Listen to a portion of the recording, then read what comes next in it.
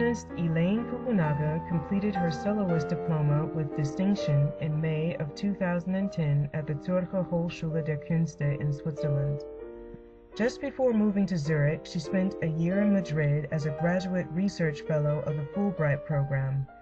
Having completed the master's degree program in piano performance at New York's Manhattan School of Music in May of 2007, Ms. Fukunaga gave her debut recital at Carnegie's Weill Recital Hall in March of 2008. A 2005 graduate with distinction of the University of Kansas, she has regularly performed and taught within 3 disciplines: piano, saxophone, and violin. She has been heard in major performing venues in Spain, China, and Italy, as well as at New York's Steinway Hall, the Kennedy Center, Aspen's Harris Hall, and the Leeds Center of Kansas. She has also been featured as soloist with the Winterthur Sinfoniker in Switzerland, the Orchesterverein Wiedikon, also in Switzerland, the KU Symphony Orchestra, and the Blue Valley Northwest High School Wind Ensemble. And she has performed and presented at the conventions of the Music Teachers National Association, Sigma Alpha Iota International Music Fraternity, and the World Piano Pedagogy Conference. Ms. Fukunaga is recipient of awards not only from the Fulbright Fund, but also from Downbeat Magazine, the Presser Foundation, Manhattan School of Music, Sigma Alpha Iota, the World Piano Pedagogy Conference, the Empire State Competition, the KU Honors Program, and the Kansas City Musical Clubs. In 2009, she won second prize at the international music competition Premio Vittoria Coffa Righetti in Cortimiglia, Italy. Her major teachers include Homero Francis, Anne Shine, Isidro Barrio, Philip Kewin, Jack Weinrock, Alice Downs, and Vince Ganoyek. Her summer activities have included the Sommerakademie Lenk in Switzerland, the International Academy of Music in Castelnuovo di Garfagnana, Italy, and also a regular dedication to the Aspen Music Festival. She has taught both privately and for the Manhattan School of Music Educational Outreach Program, and has been a constructive member of Piano Vision and the Music Teachers National Association. Her Fulbright project in Madrid, a focused study of the piano works of Spanish composer Joaquín Rodrigo, along with her continuing activities in Europe, have served her lifelong dream to travel the world performing, teaching, and supporting intercultural understanding through music.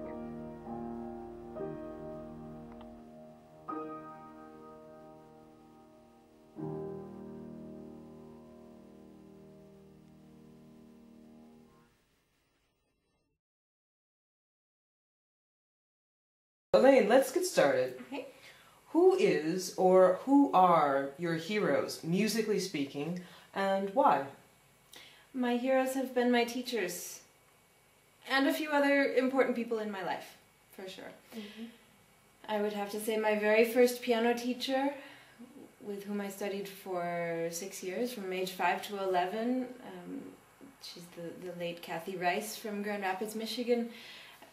Really did amazing things to instill a love and a passion for music in me at a young age.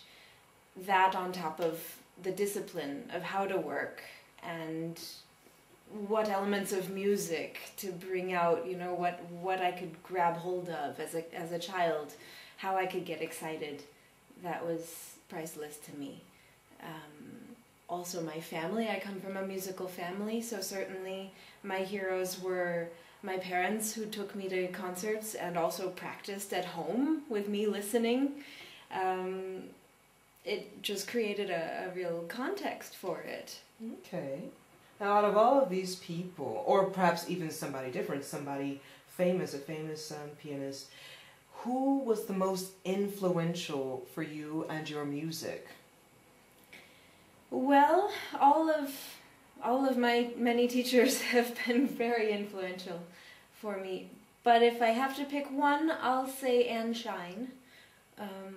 I studied with Anne Shine for 5 summers at the Aspen Festival.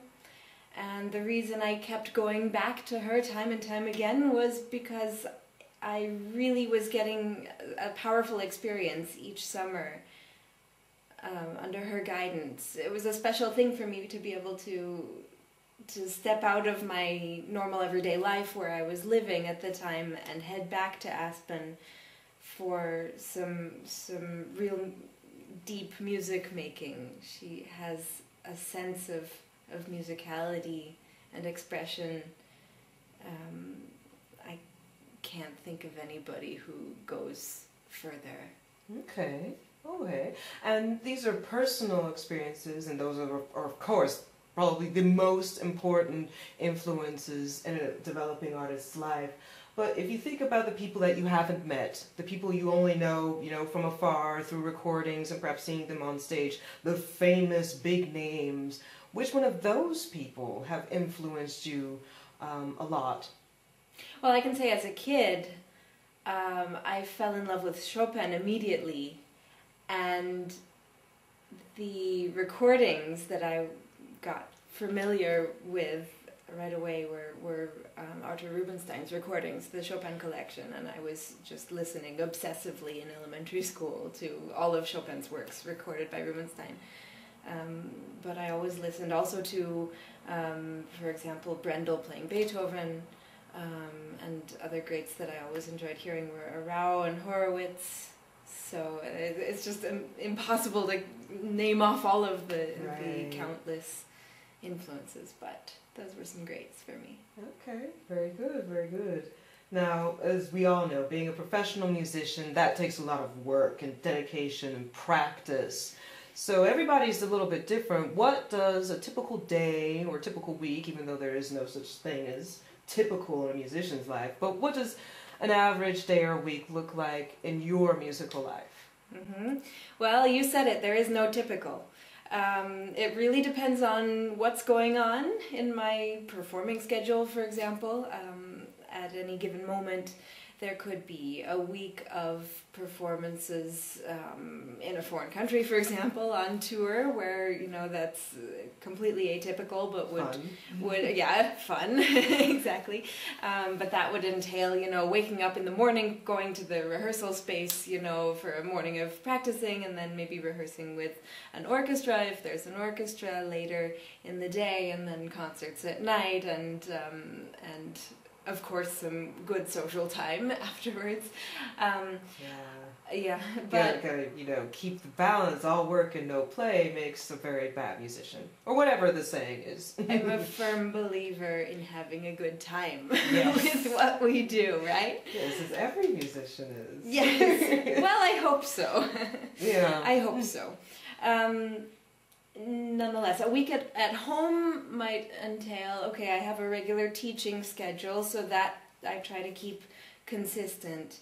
And if I'm preparing for something coming up real soon, then I'm scheduling each and every hour where I can fit some repertoire in between students, Maybe I often write it out, 8 to 9 a.m. Beethoven, 7 to 8 p.m. List, in this manner I get everything done, because it's not always easy to find all the time that I feel that I need in order to prepare.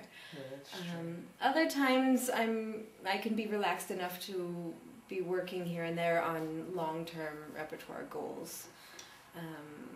So it really just depends. Okay. Now, everybody hears about the long hours that it takes to practice, and of course every instrument is different.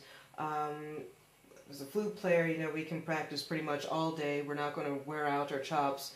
However, a trumpet player, a French horn player, that's not even possible, get much over 4 hours a day. As a pianist, as a professional, how many hours a day do you need to be able to do what it is that you do? If I'm at my prime in performance mode, I have things coming up, then 6 to 8 hours is a good idea. Though I do have to watch it a little bit physically. There are certainly physical limits. Right. And even when you're in training, in good condition, it's, piano is an instrument that's hard on the back, can be hard on the hands. on the arms, depending on what you're playing, on even I've had problems with breaking nails, and I mean just from sheer impact. There are so many little things that just naturally, if you do anything that long consecutively, then there can be issues. So always listening to my body, I can find the right amount of practice. Okay, and that would be important for anybody to do. You know, really listen to your body. If it hurts, that's a clear signal to stop. Certainly. Yeah. Certainly. And going along those lines, have you ever had a performance or a playing injury where you just weren't able to play anymore because something had gone wrong? Nothing severe, thankfully. I feel very lucky. I've always had pretty good condition. There have just been a few times when I've needed to take a day or two off, recognizing that I was starting to feel something that wasn't quite right. And I always recommend also, certainly to my students, I say, you know, if anything's not feeling right, you stop immediately, assess the situation, and perhaps really, you know, take time. Just let yourself be human and recover. Right. And then we can move forward with everything after that. So there have just been little things that come up. Okay. Now, let's see.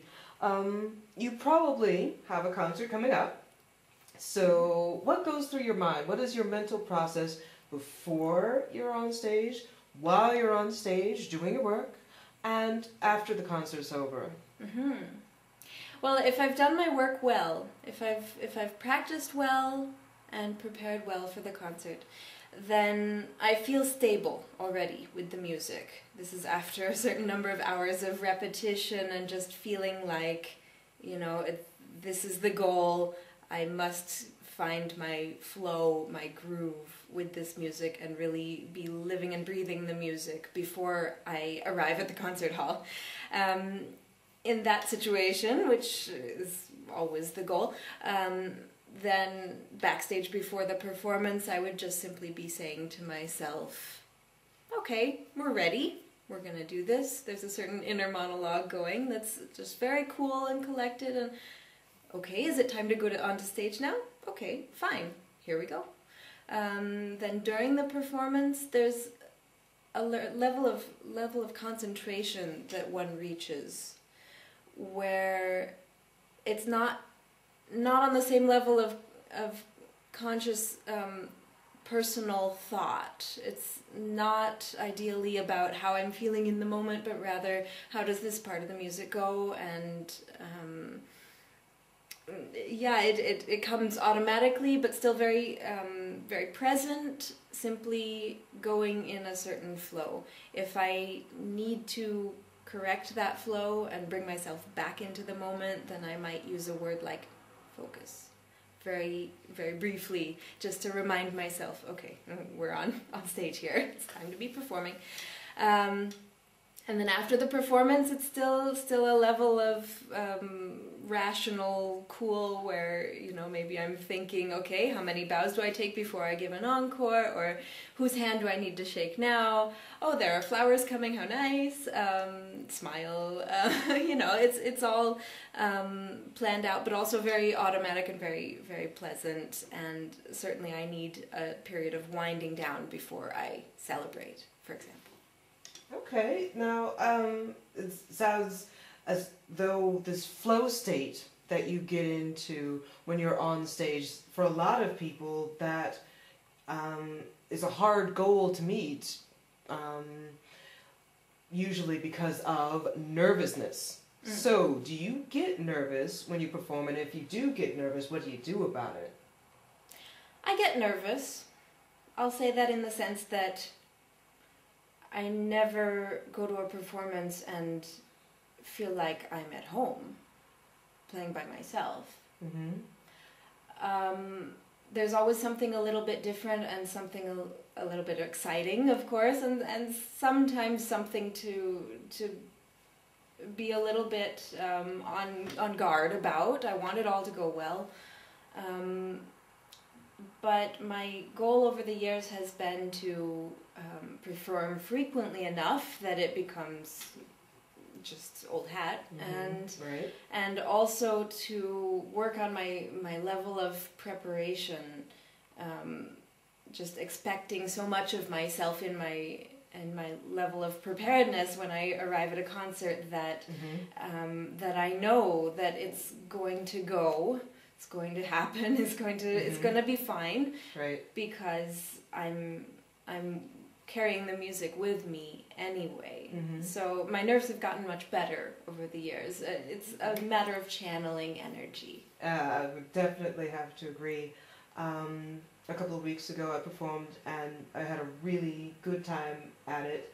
And while I was performing, the relationship between how I feel and what's going on in the music was very, very, very, very close. It's like, okay, this is happening in the music, and the emotion and the feeling that works with this musical element is perhaps passion or absolute sadness or joy, and I tried to put my own feeling, my own emotional take on that, and express that, through the flute and through the music. Is this what you were talking about when you were talking about what's going on in your mind while you're on stage? That you said that it wasn't so much how you feel, but what the music's doing. Right.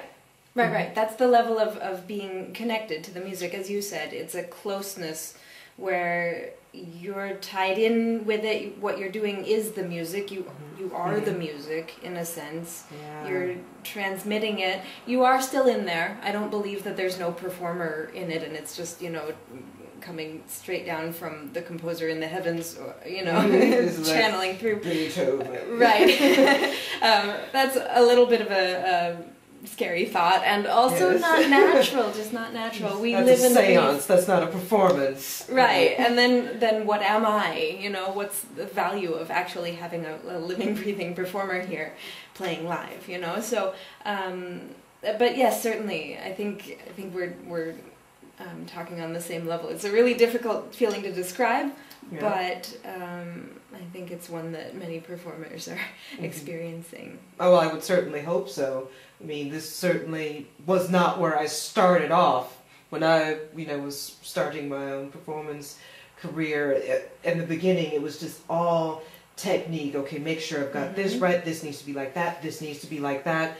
It was as though I was a robot, and it wasn't until recently that I regained, I like to call it my authenticity. That's something that you have to kind of develop, I think.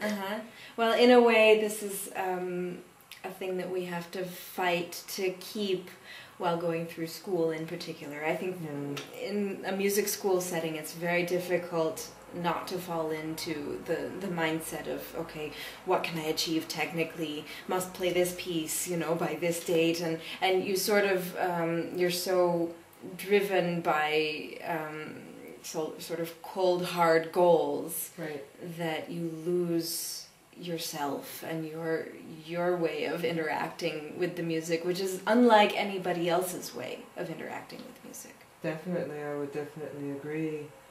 Well, going back to the process of playing, and once your performance is over, everybody has an opinion, and of course our opinion is always with us. It's there while we're on stage, it's there before we go on stage, and of course afterwards. That internal dialogue is so important. How do you deal with yourself after a performance is over, whether it's gone well or badly or whatever? I almost thought you were going to say, how do you live with yourself? Because sometimes it feels this way. Yes. But we are our own toughest critics, right? And I'm certainly no exception to that. So it's a thing where you have to have some perspective. It's hard in the moment, but if there's maybe a recording to go back to, this has happened to me quite a number of times where I've thought, oh, this was not a good performance, oh, rough, just right? rough. I'm Right. sorry that had to happen. And then there's a recording, and maybe I work up the nerve 3 months later to listen to it. Wow. Okay. Yeah. Oh, it's You can't listening listen to my own recording. Oh, it's not my favorite thing to do. Oh, I like that. I push them aside. So, but yes, when I work up the nerve to finally push play, sometimes I'm surprised actually that was fine, you know, and maybe it just had a little bit more character than I intended. Maybe I was thinking too critically in the moment, and then, you know, I hit a crack, and then all the world comes crashing down, but actually not, right? And that's always a relief. And this is going back to what I said about preparation and this level, the standard that I try to keep for myself is so high that it's hard to understand in context of performance. Did I actually meet this standard, or, you know, where did I stand? But if I prepared very well, then chances are the performance is going to be fine. Okay, very good. So, how do you deal with the opinions of others? How do you deal with praise and criticism? Well, praise is always nice. Yes, isn't it? That's not so hard to deal with. Criticism. Thankfully, I've never received a bad review, at least not a published one. Maybe most of my bad reviews have been from my teachers, possibly from family members and friends, but with good intention. And as long as I can take everything constructively, no matter how it's said, because there are some harsher speakers in the music world. People who do not mince words. Right, exactly. But if I can digest what's being told to me in a way that I understand the motivation and also what I can do with that, then it works out okay. So I think I've developed a thicker skin as the years have gone on. Okay, now I think this is really important. This touches on an issue that I'm quite passionate about, and that would be criticism while studying. And in the beginning, of course, who has such thick skin, you know, to just be able to take it? No problem when somebody really close to you tells you in no uncertain terms, that was really bad, you did that really bad, that stank, whatever. How do you separate what's useful and what perhaps isn't useful? Because sometimes during not necessarily a harangue or a screed, but during a conversation, let's call it that, sometimes not everything is useful. So do you have a filtering process, or do you just, you know, take it all in, take it all to heart? Yeah, once in a while I'll hear a comment that I think, actually I don't agree with that, and then I think there's a file in the brain that says maybe, noted, you know, this person thinks this. That's all. Okay. Nothing deeper than that. It doesn't get to filter its way into the other files. Right. And so you don't take it personally? I try not to. No, usually not. Usually it's fine. And honestly, the hardest things to hear are generally true. Okay. Yeah. Not 100% of the time. You have to look for a person's motivation. Right. What they say. Or there's usually some truth you can take from a negative comment. Okay. Okay. Well, that sounds like a really healthy way to deal with criticism. You don't want to be arrogant, like, oh, nobody understands me. And you don't want to be a sponge, oh, I'm so terrible. So that sounds like a good balance. There's no time in life for either of those. Okay, okay.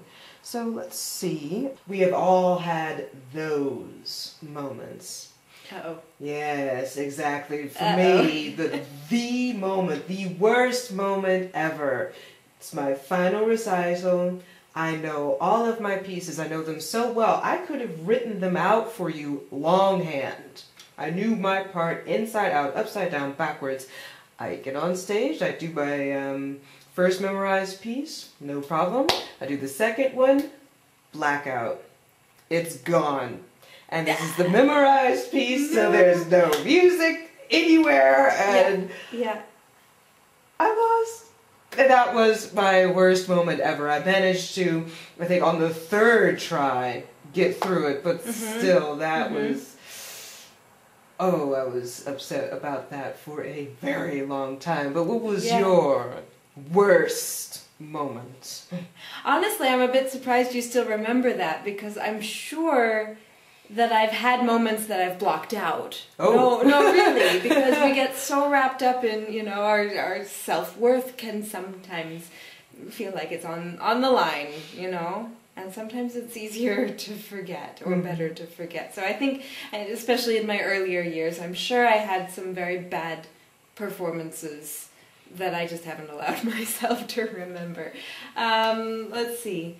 Something more recent, last year I was playing a concerto with orchestra, a series of 3 concerts. They were lovely. It was a great experience. It was the last of the concerts in the nicest hall with the nicest piano and the nicest audience, and all the conditions were great. And I was wearing a dress with a strap around my neck like this, a halter strap. Everything was in order, nothing was dangerous actually about this, but I felt a seam give in the strap.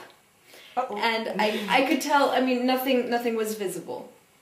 Or I guess I wasn't entirely sure if they saw anything move, you know. But there was no danger, let me just say. No severe wardrobe malfunctions on this go-around. Nevertheless, I just felt suddenly insecure, you know, that feeling of being naked on stage. Even It's a big nightmare, isn't it? It's a total nightmare. And in the end, nobody noticed anything. I asked around even, you know, there was actually no problem. It's just that this strap was hanging around my neck instead of actually being well attached. And just in that moment, it just felt like, you know, nightmare coming true. One of those moments that, you know, after all the work and this great opportunity to play this beautiful concert, and that's gonna get in the way, you know. So it didn't in the end, but that can do a number on the concentration as well. That's good.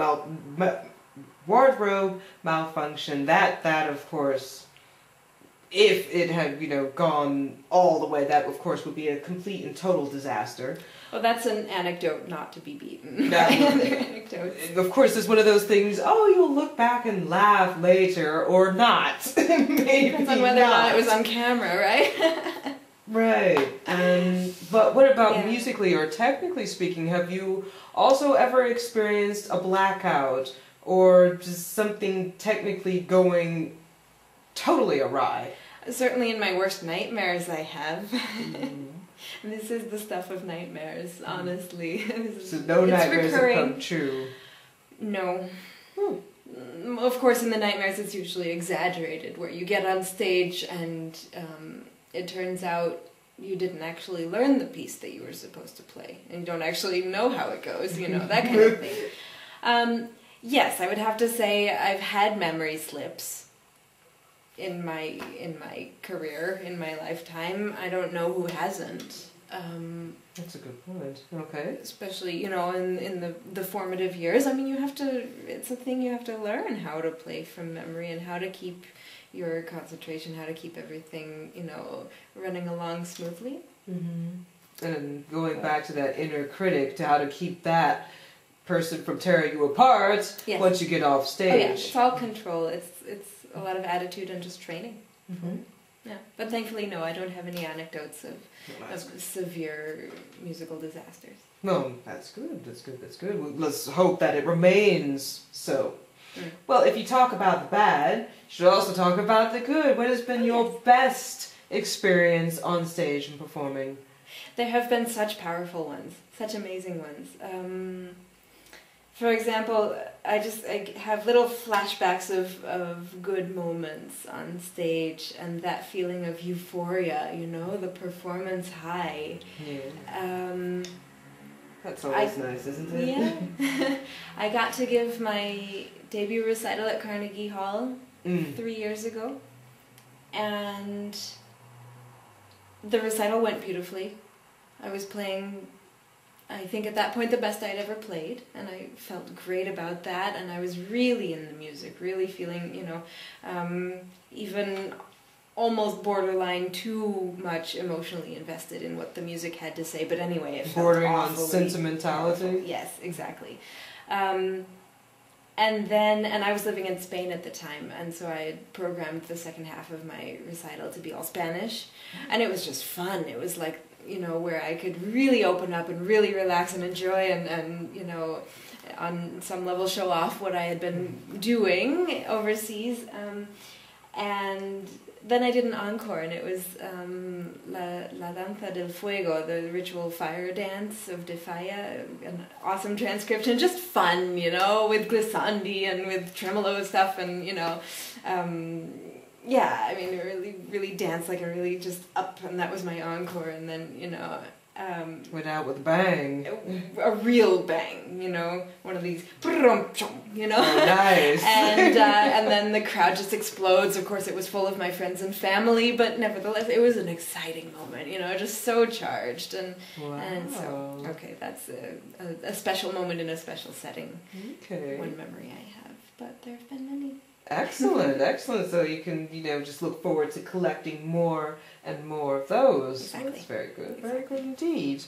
Okay, now, you talked about not having regrets. So maybe this question will be quick to answer, but if you could change anything about your career or studies, what would you change? You know, I think I would have practiced more from the age 11 to 19 or so. You know, those are years when I felt like some of my colleagues were surpassing me in discipline and ability, and then I had some catching up to do. But generally, I think I've been more or less on track where I've wanted to be. And I'm a person who likes to look forward to the future, so there's a lot of planning to be done, a lot of the business aspect of career to be worked through, and just always cultivating more and more opportunities. I'd like to play more chamber music. I'd like to tour more abroad because I love to travel, and why not? And so these are just things that need to be arranged and worked hard toward. Okay, this is a very good answer, and I think that that's not only good in terms of music, but also in terms of life in general, because you can't really go back and change anything even if you wanted to.